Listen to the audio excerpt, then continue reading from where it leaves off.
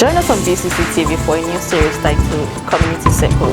It's diversity, resilience, and the spirit of community. Who have inspired you and why their story is important.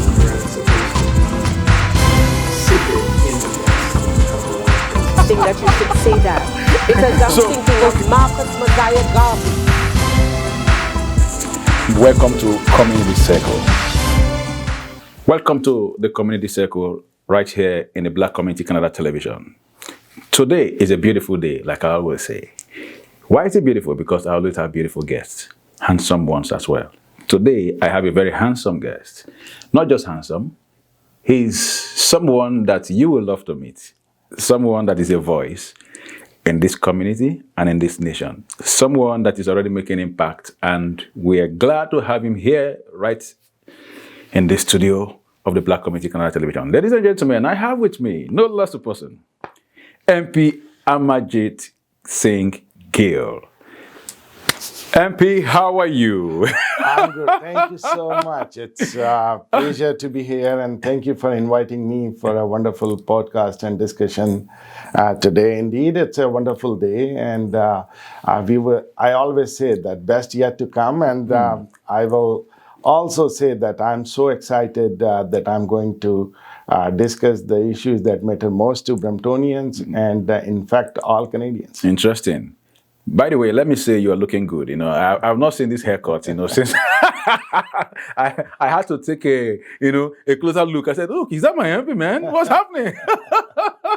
Oliver, get ready. The handsome man is coming back in the next couple of days. Yeah. I know they've missed you over there. So we are glad having you here in our riding, and it's beautiful. So for those of you that might be, you don't know MP Amarjeet Gill is a Canadian politician from the Conservative Party of Canada, serving as the Member of Parliament for Brampton West since 2025. And it's beautiful having him here today. So let's go straight to our discussion, yes. MP. So I want you to, if you could just, tell us a bit about your background. We will be glad to, hear, and what first drew you, into public service. Because I know that you were a realtor. Maybe a realtor is always a realtor, I don't know, but maybe you will tell us. And what continues to motivate you in your role as a Member of Parliament for Brampton West? So your background first. Yes, thank you. So first of all, I would like to say my name is Amarjeet Gill, and I'm the Member of Parliament for Brampton West, and I'm so proud to represent this vibrant riding. I'll give you some brief description about me, who I am, and how I get into this political arena. And it's very interesting. It's very interesting in a way because we all came as an immigrant to this wonderful country, I always call the land of opportunity. And this country, I got addicted towards. Addicted? In 1998, I decided to immigrate to this country. Yeah, almost 30 years ago. Yes, 28 to be more precise. 28 years. And I came here after completing my post-secondary education in engineering, MBA, and political science. So, as the subject itself says, political science was in my mind. Wow. That's why I did study political study. And I came to this country, and I did work hard. And I was fortunate, like many others, to be part of this country. And I called home this country since then, and this country has given us a lot. And just to give you some of the family background also, I came from a family of veterans. My father was a World War II veteran. I saw that. I was like, wow. I was saying, I hope you're not bringing some mercenaries down to the studio today. He's the one who taught me discipline and how to serve and be sincere to the people, those who are around you, need or expect help from you. So I'm always willing to do that. Even further to that, I would like to say my grandfather was a World War I veteran. Wow. So, and both of them served outside India. My father was posted in Iraq, Basra, and then my grandfather was in somewhere in Europe. So I came from a family of veterans, as I said, and when I came here, I started my career as a quality engineer. So I served automotive and aerospace industry as a quality professional in this country. And after that, I got involved in provincial politics as well as federal. And what attracted most me in this party, the Conservative Party of Canada, and is my beliefs and values align with this party, because they want to look after Canadians. They want to give a life that everyone can be easily affordable, good house, good paychecks, all those things. So I always get attracted towards this party, and I was fortunate to run in 2011 provincially, and then I ran in 2014 provincially again. After that, I served as an adjudicator at Tribunals Ontario, and in 2025, I decided to put my name again on the ballot, and here we are. Here you are. You know, when during the campaign, and I saw your posters everywhere. I said, "Wow, who is Amarjeet Gill?" Yeah. You know, and we saw that you took everybody by storm. You know, you had to unseat the former MP, you know, in the riding, and here you are. I said, "Wow, this man is coming with. He's a veteran indeed." And now I know. Now I know. So your strategies, I think they were something that time will fail us to talk about it today. But you know, let's look at when you look back at your time in Parliament so far. So, which accomplishments or policy efforts stand out most for you and for the people of Brampton West? Well, first and foremost, you know, the Brampton priorities or Brampton West priorities are my priorities. And I heard from people in Brampton West that they want to see some changes in our criminal codes. And, you know, they want safety, they want safe neighborhoods, safe streets. Also, they want life affordable. You know, inflation is high, grocery prices are going out of the roof. So these are some of the issues that always in my mind. And then when I went there, so the first time when I spoke in the parliament was about crime. Wow. I said, I do not want this crime in my community, my neighborhood. And I would address this with my open heart, and I will bring the safety and safer communities and neighborhood and safer streets in Brampton and Brampton West for the people of Brampton West. So that was my first priority. And then eventually we came to know that, you know, the government policies are hurting everyone in Canada. And Canadians are hurting because of the Liberals' mismanagement and failed policies. And my goal is to look into the affordability side of the things as well. And you might have heard about this Stellantis law move to US, which has an impact of 3,000 jobs in our community. You know, this auto sector is very prime to us. And especially when it happens in Brampton, it broke my heart. So I did stand in Parliament. I talk about those issues as well. So to me, affordability, housing, crime, and jobs are the priorities, and I addressed on a regular basis. And I keep telling them, the Liberal Party, the governing party, that they need to address these issues for the betterment of communities. Interesting. For about the 28 years you've been in Canada, you've been a Bramptonian.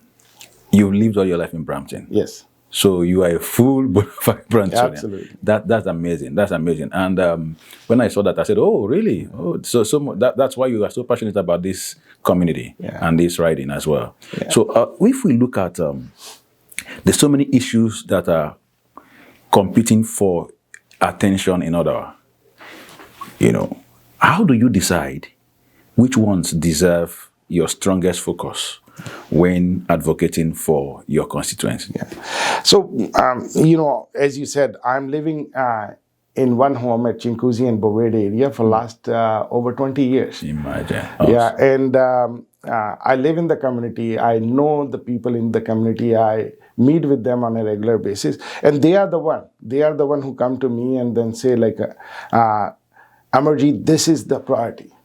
These are the things that we need to talk about. And I always say this to all the people I'm meeting, that I will be their strong voice. Even during the election campaign, I said, I will be your strong voice at Parliament Hill. I heard that slogan. I will be your strong. I heard that slogan. Yes, and another thing, like I believe in action, and I said, like, repeat violent offenders should be in jail, not out on bail. So these are some of the things that I spoke to them, they conveyed to me. Now they are talking about affordability. Now they are talking about job losses. They are talking about crime. So we are going to address all these things. And especially if you look at the Parliament Hill, we have brought forward a bill called C-242, which was Jail Not Bail Act. And C-242. C-242, yes. And it was to address the crime and provide safer communities and safer neighborhoods to our residents in Brampton West. So I usually advocate that one. And I heard concerns about our Bill C-9, which is combating hate crime. Yes, Right. we'll get to Yes. C-9 soon, because that's one of the areas I want to really. Yes, so I will leave that to comment on that right now. But and then obviously we have a self-defense private member bill in the Parliament, which I'm going to advocate again, because I want our people, our residents, our homeowners to protect their families and their homes when they are self-defense. Yes, so self-defense law is coming. We are going to put forward that, and I hope Liberals will pass that bill so that people can feel safe in their home, So and they can protect their home and Would families. that include people having guns? This is what, if you're a legal gun owner, legal licensed gun owner, absolutely you can keep it. Like, and then reasonable force can be used to protect your family and home is not a wrong thing in my opinion. So maybe, if you don't mind, maybe just a little more light on, some of the, I would call it the ingredients that are in that bill you're actually trying to, law you're trying to see come through, as in self-protection. So how do you want to see that work? So what are the details you are looking at in this for people to protect themselves? How should people protect themselves in this? So basically, at this point of time, if somebody invasion your house, and then if you use any force, you might be able to get charged with that. So we are trying to provide a legal framework to self-defense themselves, so that they can protect their home and families. And this bill is a private member bill. My colleague MP Kabina from Newmarket, Aurora, has introduced it, and it would be in the Parliament. And in coming days, you will hear more about that what are the laws that are going to be changed when these things happen, and how people can be using reasonable forces to protect their families and homes. Okay, so let's wait. Our eyes are on that to see what is actually needed in that bill, and so some of us will go and learn how to do some confuse and all that. So because self-defense is key now. So for you guys to be pushing on self-defense, it means that there is a challenge. There's a challenge, and safety is one of those challenges you guys Safety are trying to is a address. concern for the communities So around Canada. I don't know if I would say that is one of the biggest challenges that is currently facing Brampton. For you, from your perspective, which would you say, or what are the biggest challenges, for example, that are currently facing Brampton West? So I would say it's not one, to be honest with you. The challenges that Brampton West or overall Brampton and in some part of the countries as well facing is number one, I would say affordability, crime, and jobs. So these are the issues that I'm keep hearing from people in Brampton West, and you might have heard, like, extortion is out of the roof. We never expected that these kind of things will happen in the country where we are living. Canada is one of the wonderful countries in the world. I love to be say that Canada is the land of opportunity for all of us. Yeah. We came here, we have worked hard, we are a law-abiding citizen, and we should have a progressive path to succeed in this country. And that is diminishing, actually. If you see the house ownership for young Canadians is becoming a dream. We want to make it a reality. We want to do many things for young Canadians because they are our future. You know, for seniors, we want to give them a life they can deserve after retirement. We want to give the life to the families where they can raise their kids, where they can, you know, have a safer community, safer neighborhoods, you know, thrive in the area they want to, and grow their families. So we want to include everyone in this process and try to do the things. And how we can do it?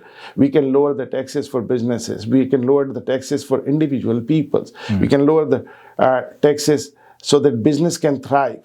You know, we can bring some of the major projects. I will tell you one thing, and we are the number 4 in oil in the world. In the world.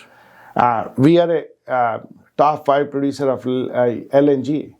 You know, Yes. we have natural resources, minerals lying under the earth. And if we would be working on those things, we would be the, you know, top 5 richest nation on the earth, one of the top 5 richest nation on the earth. And that's what we need to focus on. Once we will start doing the pipelines or extracting our minerals and start working on the areas which we can, and then we would be prosper. And then once the country will be prosper, people will have more jobs, opportunities, stronger paycheck. These are the things going to happen. Okay. Excuse me. Now, that's good to know. When we talk about public safety, I just want us to hit something on this right now because I don't know if you heard about the incident that happened last Friday. 2 dead in an overnight Brampton shooting after notification last week Friday at the school park. I think that was around the Rutherford Road and the Weybridge Trail. For me, I'll be asking, what steps, for example, do you believe the federal government should take to improve safety and strengthen the justice system? Okay, so I will tell you because when there is any bill regarding the related to a justice file, because I'm the member of House of Commons Standing Committee in Justice and Human Rights. Yeah. And first and foremost, as we were talking about, what we need to do to provide safety for Canadians, and especially if we are talking about Bramptonians and Brampton West residents, the first and foremost thing we have to do is toughen the laws. Like, we need to make our laws stronger. Repeat violent offenders should be in jail, you know, and if someone is making an extortion call, in my opinion, they deserve larger penalties, and we are offering. I don't know whether you heard my ad or not, but there was an ad also where I'm saying that if you are an extortionist and convicted, you will be getting a 10 years prison. 10 years.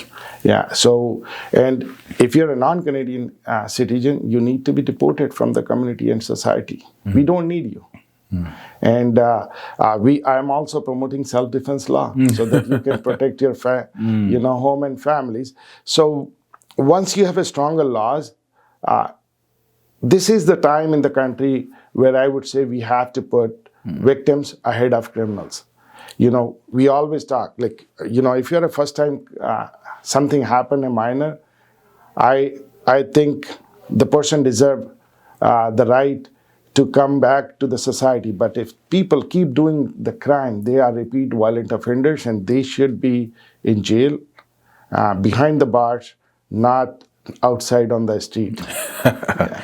All right, so you heard it. And the Conservatives are pushing for this. And believe you me, what every one of us, every Canadian, everyone that Canada has accommodated, everyone needs public safety. And I think it is key. Yes.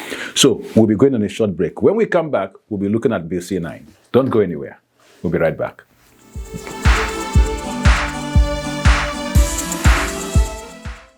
Brampton's Rising Stars is back. This is Season 3. Showcasing different talent in dance, music, instrumentation, spoken word, and many more. Impression on your face, you were actually just enjoying the song.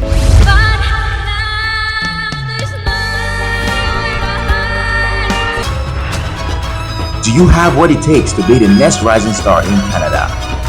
And the space you use, the prop, the choreo, everything. I'm in awe. Awesome. Then log into www.bramptonrisingstars.ca to register and get the opportunity to showcase your talent.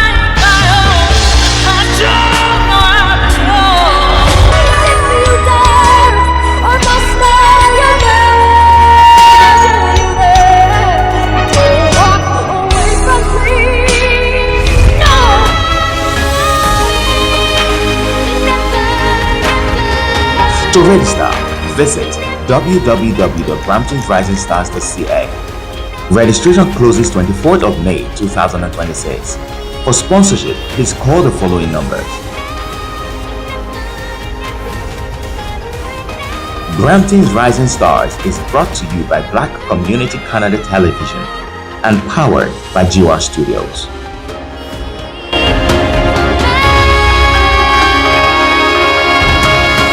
Brampton's Rising Stars. It's time for the stars to rise.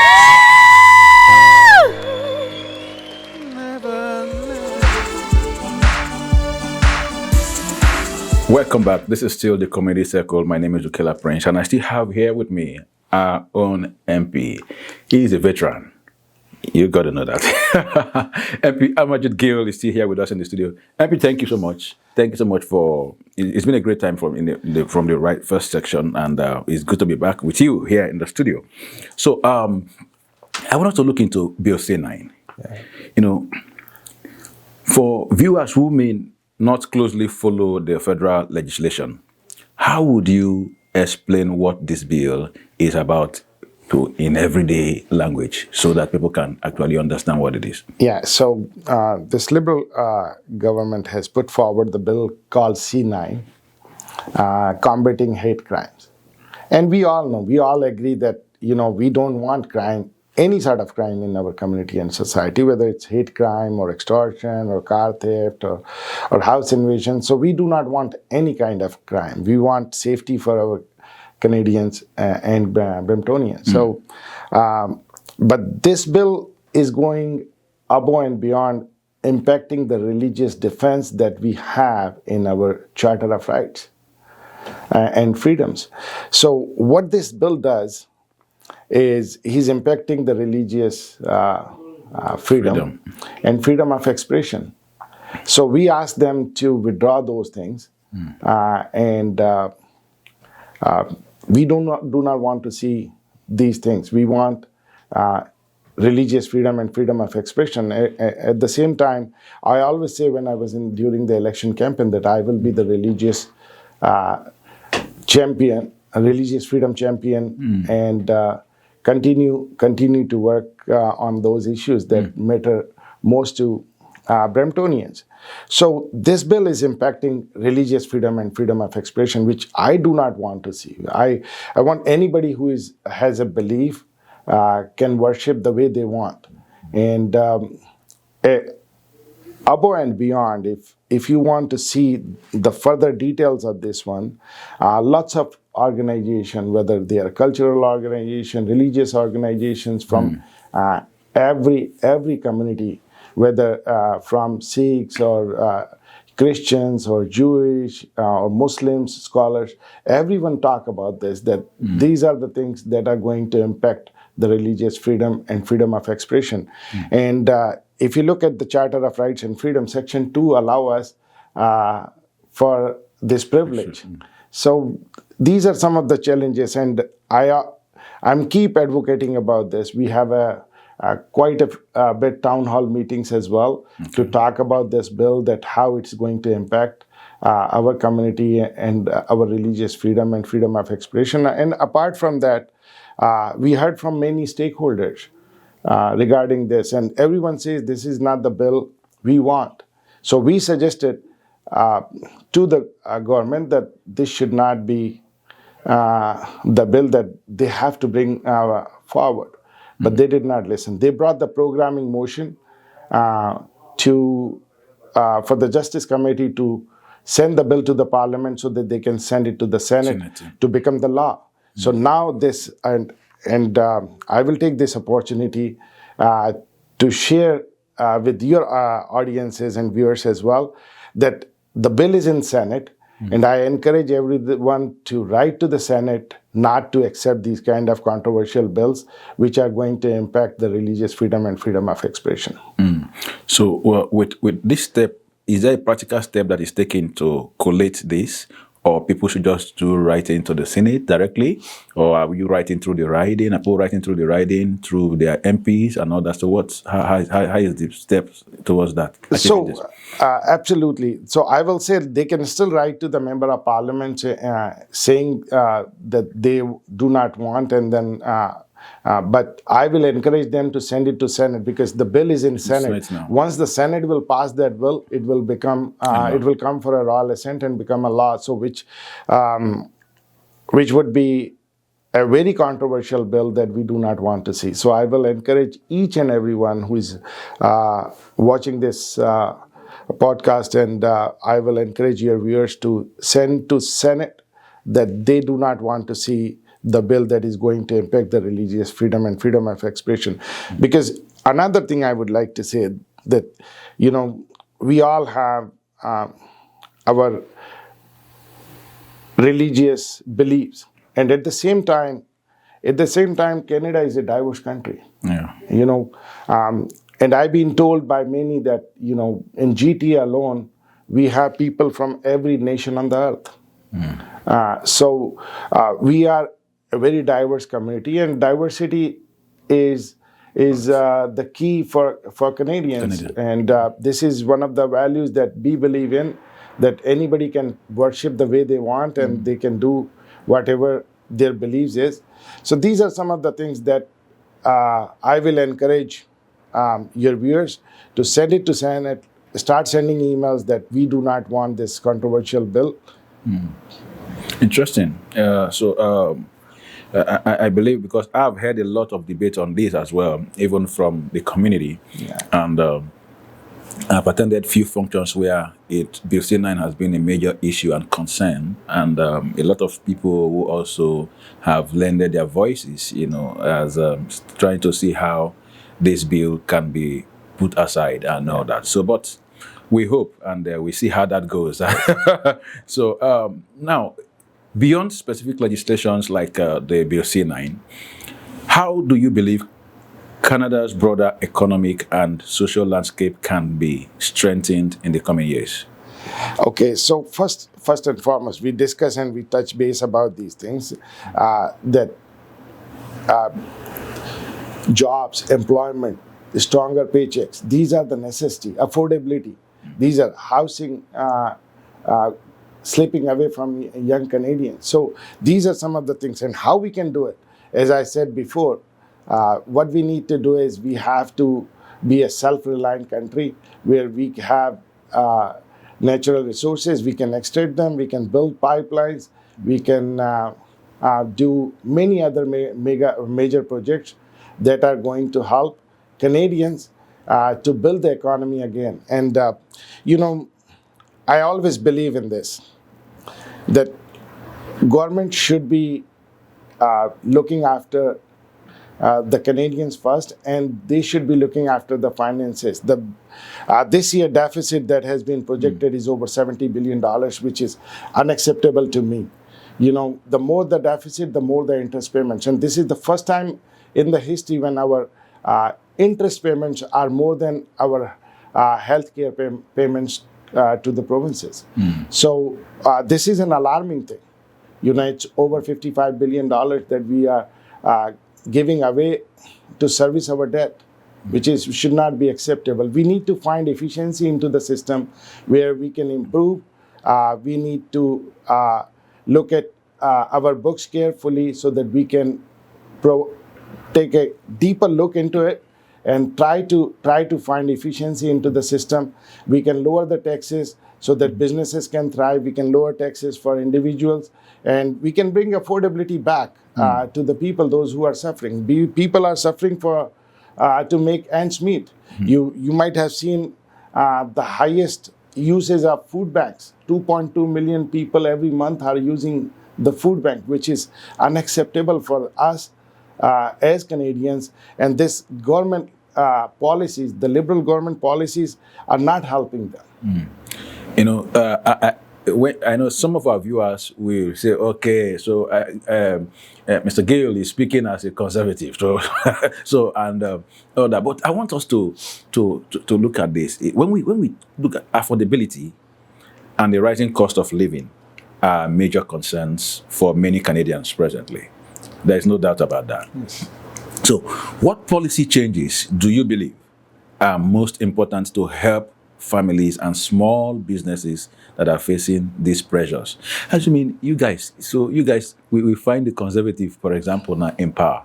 You guys are here today. What would you guys do? Well, I'll tell you first thing that I'm Canadian first and then I'm conservative. So my interest for Canada and Canadians is the foremost. And how we can improve, how we can make businesses thrive again in this country is by lowering the taxes, by cutting the red tape. I know you might have heard about these things in the past as well. There are such a red tapes in the system which can take years to get approval from the government, which need to be looked after and reduced. So there are certain areas where the time could be up to 14-15 years for taking the permission from the government by going different departments just to open the business. Really? So this is very concerning. We have to shorten that time so that people, if you are interested in opening a business, you should have a streamlined process where you can get it done in less than a year time so that you can start the business. Also, small businesses are the backbone of our Canadian economy. We have to reduce the red tape for them. We have to lower the taxes. We have to provide the infrastructure also that they need every single day so that they can run the business properly and bring growth and prosperity back to our country. Interesting. Okay, let's look at representation and governance. Brampton West is one of Canada's most diverse communities. You agree? Absolutely. How do you ensure that the voices and concerns of immigrant communities, how do you ensure that these are working families are represented in policy discussions in order? Especially, let me start from the Black community, for example. You are in the Black community Canada television, and my people will want to hear. So I will tell you that Brampton West is comprised of 88.5% ethnic people. 88.5% ethnic people live here. So diversity is huge in Brampton West, and I'm very happy to say that many people from different communities are living here, and they are willing to do whatever they can, and they want to see Brampton prosper again. Yeah. And so as the viewers that watching your TV as well, and I will say one thing, the numbers is huge. They come to me every single day and meeting with me, and I'm talking to them for their concerns, and whether you are Hindu, Muslim, Christian, Sikh, or any other faith, I have open door policies. You can walk in, and then if there is a concern that I'm ready to hear, and then I'm ready to take it to Ottawa where if necessary, and then I always promise that I will be the strong voice for Bramptonians and especially for Brampton West, the people, those who have elected me and given me the honor of my lifetime. I'm so proud to represent them. They are wonderful people all around us, and they want to see from the government that this government need to do something to make their life better. And I am taking every single step, and I'm ready to deliver the results. Unfortunately, these liberals are not listening. The government, that they have some political agenda and backroom deals that they are interested in rather than helping Canadians. You know, national party priorities are a major concern, and politicians don't joke with it, especially if you're in the major political parties. You know, so, and these are like the ideologies that, you know, parties actually stand by. So for you as a politician, someone representing Brampton West, how do you balance national party politics with the everyday concerns that you hear when you come? You've been here for maybe about at least over a week now, and before you go back to Ottawa. So how do you prioritize these, you know, the everyday concerns you hear directly from people in your riding with your national politics? Yes. Yes, and I agree with you that, you know, there is a national framework, and, you know, we have various provinces and their needs are different. But I'll tell you one thing, that once we will decide the programs and policies that are going to benefit, it's going to benefit all Canadians. But my priorities are for my Brampton West residents. Brampton West! And I will continue to be a strong voice, and I will continue to do what they need most. So my job is to convey the message to the Parliament that Brampton and Brampton West residents are feeling these things where they are concerned about crime, they are concerned about affordability, they are concerned about jobs.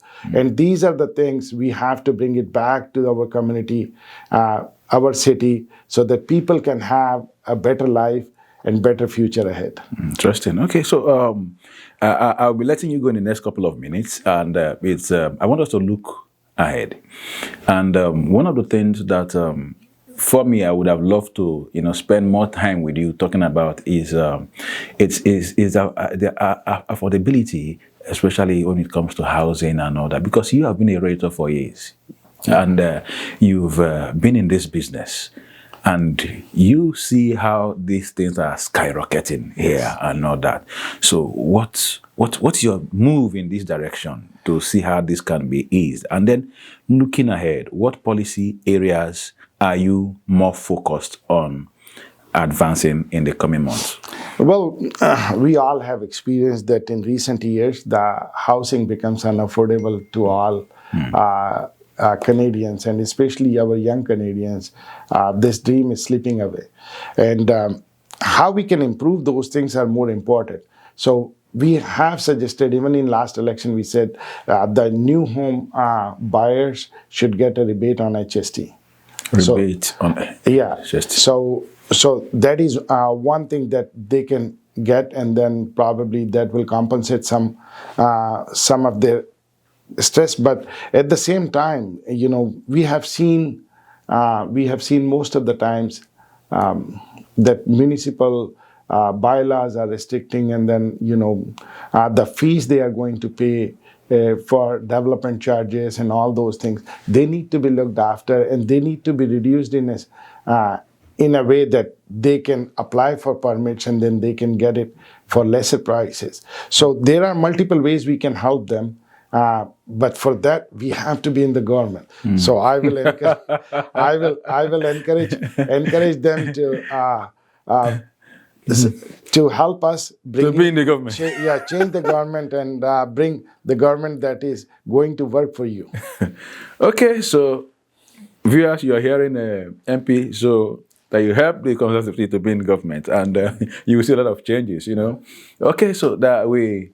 Now let me look at. Tell us, what messages would you like to share with the residents of Brampton West, most especially, yes, and about the work that you are doing on their behalf in the Parliament? And then finally, I would like you to tell us, what would you say to Canadians who feel disconnected from political debate, but are directly affected by the decisions made in Parliament? Absolutely. So first of all, thank you so much for giving me the honor of this of my lifetime to represent you in the Parliament Hill, because this is the most precious things I have ever get in my lifetime. And as I promised that I will continue to be the strong voice, and I will do in my capacity and to my abilities the best possible things for Brampton West residents. And my doors are open. I want to hear more from you. I want to hear your concerns. If you have anything, my office is open for you. It's on 15 Regan Road, unit number 11. That's the address. And I welcome all of you to come and share your concerns. And if you have any federal, provincial, or municipal related concerns, you can always come to me. I'm the first member of Parliament who is saying this, that I am representing all of you federally, but if you have concerns, whether it's provincially or municipally, I can direct it to the concerning authorities and try to get things done for them. It's all good. It's nice having you here, MP Gill. And maybe, I don't know, I'm not putting you on the spot, but I want to ask, how are you working with Mayor Patrick Brown? Say it again. How are you working with Mayor Patrick Brown? How are you working with the Mayor Patrick Brown? So I will say Mayor Patrick Brown is an elected mayor of the city, and I always talk to him also, and I always talk about Brampton and Brampton priorities and Brampton West priorities, because I would like to see benefit for my riding residents. And I continue to do that, you know, and if I have to go extra step, I am ready to do that. I want to bring safety, affordability, and jobs in Brampton West riding again. Thank you so much, MP Gill. It's nice having you here on set today. So, viewers, you've heard their MP Amarjeet Gill, and I think he has made some promises as well. He has also made some requests, and I believe that we'll be able to tie every one of them together to have a better Brampton West riding and Brampton City in general, and not just in Brampton. We really believe that most of the policies that have been talked about, that these leaders in the different parties are putting together, is to make sure that we have a better and a safer Canada. So I want to thank you all for tuning in today, and I'm sure that next time you will be seeing another wonderful face here with us in the community circle. So one more time, let me just say thank you to our dear MP Amarjeet Gill. Thank you so much for having me. Well done. Well done. All right, that's our show for today. Yeah. Yes.